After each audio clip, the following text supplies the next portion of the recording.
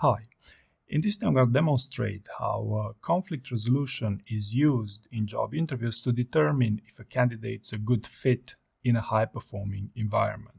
Right, and I'm going to demonstrate this in 3 steps. First scenario, the basics here.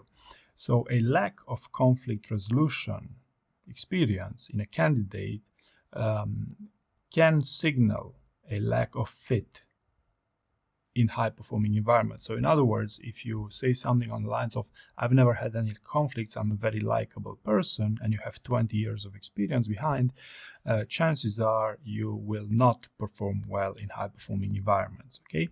Or you could also say something on the lines of, well, I haven't had any conflicts, but I mediated some conflicts.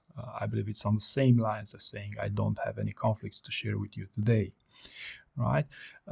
Also, cloning other people's conflicts or using AI to generate stories about conflicts usually produces some results, some answers which are flat and not interesting, and can easily be dismantled, so to speak, through follow-up and challenge questions. Right? What type of follow-up and challenge questions? Well, you have a star worksheet to choose from. If you wanted to test your own answers around this. But if you know yourself as someone who cannot really answer questions around interpersonal conflict, sometimes these are the people who only work remotely, then I've seen people who went even as far as to go through an intermediate role before applying for jobs with FANGs companies. Okay, so if you know yourself, let me just restate this to be clear. If you know yourself, you don't have conflict resolution skills, and you don't know how to handle conflict or interpersonal relationships, then you might want to consider an intermediate role before landing a FANG job, right?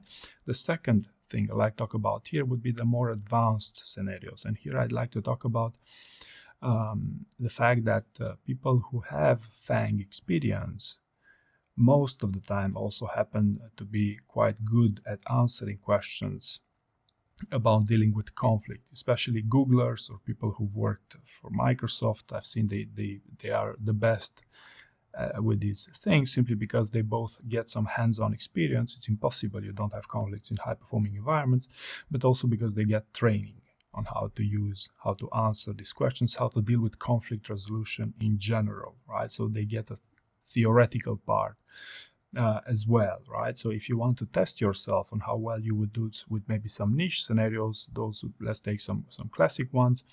A time when you disagreed with someone, okay, a time when you exhibited backbone, can you answer this?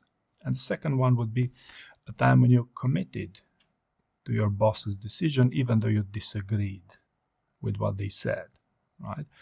The second one would be the more interesting scenario, which I found most people cannot answer well, because I've recently heard an example of someone who said, basically, then I committed to my boss's decision just to prove they were wrong about that decision, right? So you can commit, but only to prove them wrong.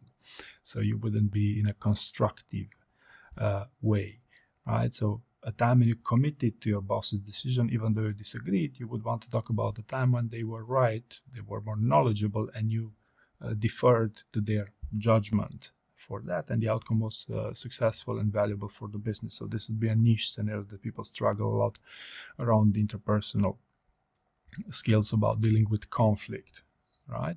And the third thing I like to talk about here would be to stay away from non-functional conflicts in your answers. Okay, so for example, if someone asks you, tell me about the time when you had to deal with a colleague who did not like you at your work.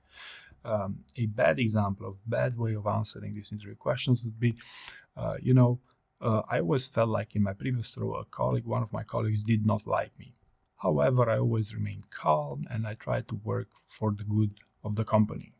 Right? And this would be a bad example because of the fact that you are going with a non-functional conflict with someone who did not like you. Okay, so understand in a job interview, you sell yourself on your functional expertise most of the time, except for manager level roles, but even there it can be simplified as such. So whenever someone asks you about conflict, you would want to relate your subject matter expertise to showcase your conflict resolution skills. For example, as a senior accountant, I once disagreed with my director over a complex report about tariffs. Okay, so when you disagreed about tariffs, then you would go into your subtleties, into your details. Maybe you had some metrics there that you disagreed with, and of course you would show your listening skills with your director.